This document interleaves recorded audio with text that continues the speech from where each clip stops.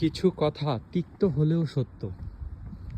এই ধরুন, বাবা মা, ভাই বোন, নানা নানি, দাদা দাদি, অথবা আপনার বউ, অথবা আপনার হাজবেন্ড, যে আজকে পৃথিবীতে নাই, আপনি জানেন যে তার অনুপস্থিতি আপনার জীবনে কি।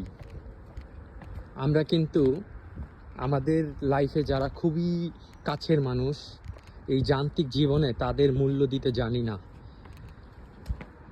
ইভেন আমি এরকম অনেককে দেখেছি যে তার অনেক আপন মানুষ, যেমন মা, বাবা, ভাই, বোন, বা যাদের নাম বললাম, ওয়াইফ বা হাজব্যান্ড, এদেরকে আমরা এই যান্ত্রিকতার ভিড়ে না 2 মিনিট ফোন করে খোঁজ নেই না, অনেকেই নেয় না। কিন্তু আসলে এক সময় যখন এই মানুষগুলো থাকে না, তখন তাদের অনুপস্থিতিটা টের পাওয়া যায়। যখন আপনি কোনো বিপদে থাকবেন, খুবই বিপদে, কেউ এগিয়ে না এলেও এই মানুষগুলোকে কিন্তু আপনি অবশ্যই তা আপনার পাশে পাবেন।